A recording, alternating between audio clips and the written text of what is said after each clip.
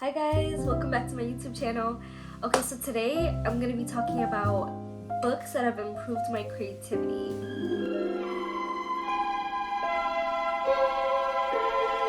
When I was younger, I used to actually be such a reader. I don't know what happened to me throughout the years. After high school, I just plummeted. Like, I just stopped reading. It wasn't actually not even until after university that I started reading again. And so the first book that I'm actually going to be talking about is the book that actually got me back into reading. A New Earth by Eckhart Tolle. A New Earth is a book that focuses on the present moment, our relationship with our thoughts, and transcending our ego to become better people and to, create a new earth. I've recommended it to so many different people. When I say this book is it, like, this book is the girl, like, this is the fucking book. I genuinely don't think I would be where and who I am today. Like, I attribute so much just to me reading this book and really allowing myself to absorb everything that was in it. Unlike the other two books, this book in particular has very little to actually do with creativity. Like I said earlier, it's about taking advantage of the present moment, focusing only on the present moment. It's important to note that when I first read this book, it actually didn't do anything for me. I don't think the first time I read it, I was completely ready to read it. I read it and I didn't fully understand the concepts. It was just more like, yeah, like, I like it, it's good, like, I enjoyed it. I don't think at the time I had really allowed myself to understand and, most importantly, apply what I was learning. I think the application is what changed everything for me. So the second time I read it, I was actually had just started doing the 75 hard. So part of the 75 hard is you have to read 10 pages of a book a day. And as I wasn't really like in my reading bag at the time, I was like, you know what, like, I have that book that I had already read. I kind of liked it. Let me actually just give it another shot. I have nothing to do, like, I might as well just reread it. And so that was the first book I started with. And I think the fact that I was doing the 75 hard at the time that I was reading it really is what made a difference. I was able to really just drown almost everything out in my life. I wasn't on social media. I was literally just reading this book and going about my everyday life, completely free of literally all the outside noise. And I think that's what really, like, made the difference, to be honest. So at the time, I was actually in my final semester of undergrad and I was only taking 3 classes. I had so much free time that I just felt like, okay, besides reading and doing my 3 classes, which these 3 classes were, they were not time consuming at all. So I started writing about what I was learning. It was during this time that I really rediscovered how much I loved to write. Prior to this, I only wrote for school. Like, I never did it for fun. It's actually funny because now I'll look back at the pieces I wrote during the time, and those are some of my absolute favorite pieces.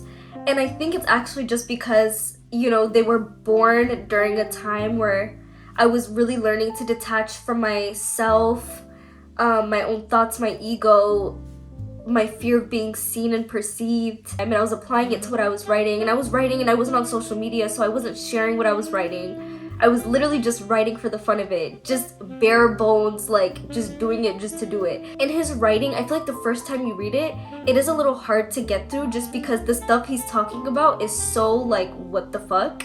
But when you really just allow yourself and open yourself up to it and allow yourself to read it and understand it and just be open-minded, you'll really come to realize that he doesn't write difficultly. Like, it's not super hard to understand.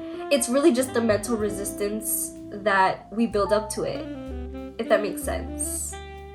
I hope it does. But you know what? Speaking of resistance, that actually takes us to our next book.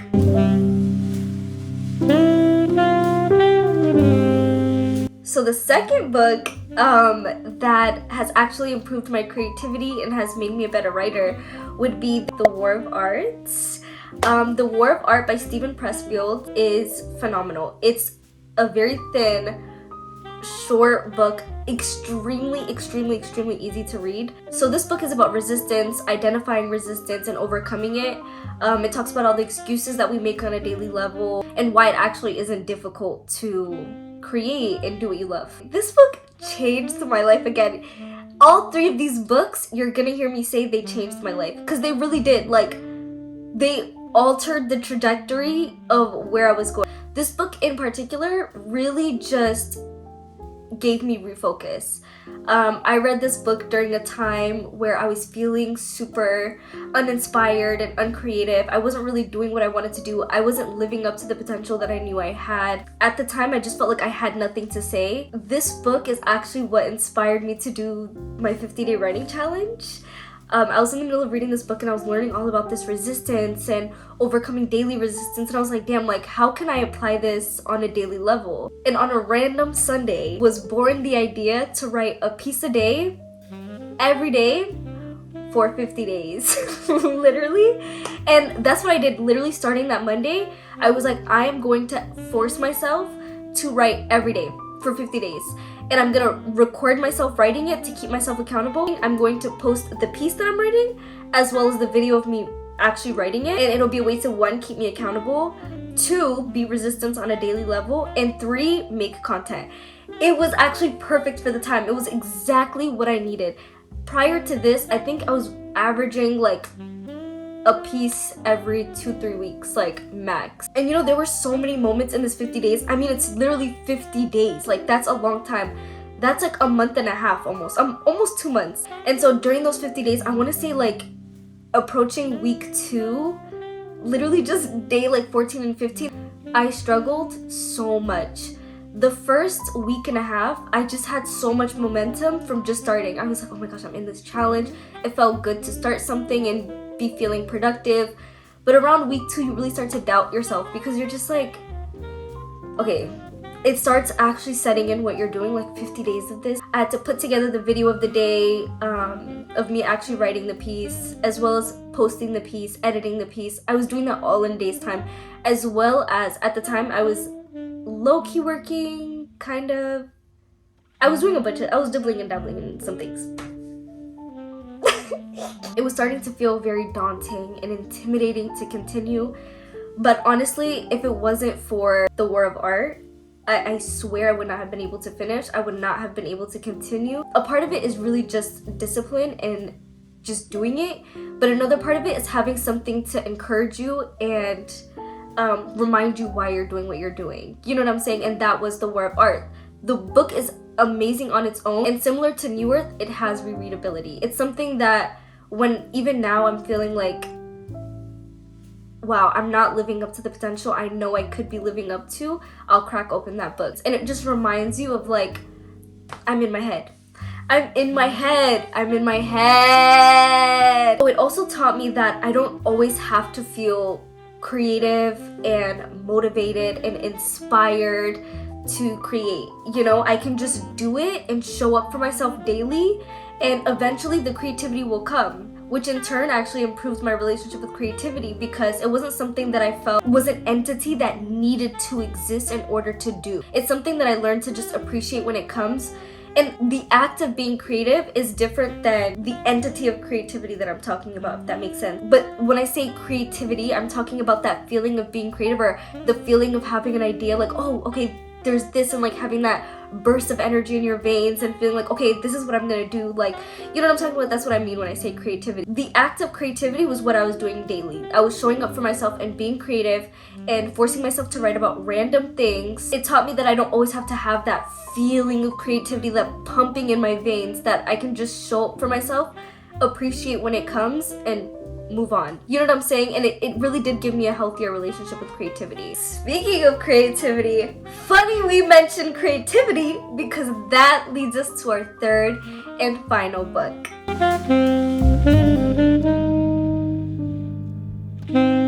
Okay, so the third and final book, and it's actually a book I just finished reading. I want to say like a week or 2 ago I finished it, like a week ago.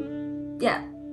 Damn, I don't know. Every day is the same for me. Like, I don't know. I can't even tell you, my measures of time are off. But this book is The Artist's Way. Okay, so The Artist's Way, again, I'm gonna say it, changed my life. Changed the trajectory of my life. The Artist's Way just made creativity feel like something more tangible and easy to access than any other book I'd read. I feel like The War of Art improved my relationship with creativity and made it not something that I felt like I had to depend on, but The War of Art just improved how I viewed creativity, how accessible it was to me. So The War of Art is a 12-week course on recovering from creative block and improving your relationship with creativity. The Artist's Way in particular is actually why I started implementing artist dates and morning pages. It's something that I post a lot about, like on my TikTok and things like that, or something I hope to post about on my TikTok a lot. So artist dates are just dates you take yourself once a week, and they can be high-end, low-end, mix and match, whatever. It's just a date you take yourself on with the sole focus of being creative. Because there's no limit to what you can do and how to feed your inner creative, you can tap into anything, and it can be literally whatever you want. You can explore random shit. The only other thing is, it has to be alone. You can't take other people on your artist date. It's just not allowed. And at first, that was a lot to grapple with, because it was just like, I want to do these things with people. But the more that I've started to do them, the more I understand why it's better to just be by yourself. I think a lot of the times when we're in the presence of other people, whether we know it or not, we won't really allow ourselves to explore as much as we should, which is the sole purpose of artist dates. Learning to enjoy my own company, honestly, which I think is super important for upcoming creatives and just people, period. We spend so much of our time being with other people, either in conversation or FaceTime or in person with our jobs or everyday lives. I think setting aside time each week to just be by yourself and enjoy your own company and be creative and feel like a kid and play is so important and underrated. And I would have never known had I not read The Artist's Way and been able to like implement these artist dates. And secondly, The Artist's Way gave me morning pages. So morning pages are just when you take a journal and every morning you write 3 pages about literally whatever you want to write. You could fill your 3 pages about how much you don't know what to write. You could do all 3 pages about how much you don't want to write. You could write about literally whatever you could write a 3-page short story, a 3-page poem, a poem, affirmations, what you're grateful for. 3 pages, just write. I'm like actually really keeping a buck with y'all. I actually don't write 3 pages every day. I unfortunately, for a while, for a majority of the 12 weeks, was writing a page a day. I think it went about like 2 weeks where I actually didn't even do any morning pages. And I'm not proud of it, okay? I did it during a very rough period of my life, so there were some weeks where I wasn't fully present, or there was a lot of weeks where I didn't do artist dates. But again, like I was saying about the other books, this book has so much rereadability. I know that I'm going to do this 12-week course again. I know that when I do the 12-week course again, I am going to actually 100% give it my all. I'm gonna really do it for real. But yeah, it's because of this book that I've really been able to understand my relationship to creativity, reconnect with creativity, access it. It's recovered my sense of childlike wonder, and it taught me to nurture my creativity and listen to myself and what do I really want, what do I want to do, and to take things less serious and to just create, which is why I just love these books so much and fully believe that not only upcoming creatives and upcoming artists, but literally everybody could benefit from reading. It taught me that we were really put on this earth to do more than just work and be spouses and be daughters and sons and employees and things like that. We were put on this earth to create and live and be and nurture ourselves and show up for ourselves and be creative and have fun. In all 3 of these books, there's such emphasis on overcoming our thoughts and our egos and all the things we tell ourselves to prevent ourselves from doing and being and creating. But yeah, I just feel like because of these books, I've genuinely improved as a creator, as a writer, as a person. I feel like I've learned so much through my art, but my art has refined so much because of these books and my ability to be creative and recognize creativity and appreciate it. I'm eternally grateful for these books. I could go on and on and on about them. I recommend you to read them. If you've already read them, please feel free to tell me your favorite parts and what you enjoyed about them, what you learned from them. And if you have any other book recommendations or books that helped you become a better creative, a better person, a better anything, literally, recommend them to me. Also, recommend me any book. Okay, I want to talk about books more on this channel. I feel like I have a real passion for reading. I have a real passion for books, and I just enjoy going back and forth with people about it. So if you have any book recommendations, please.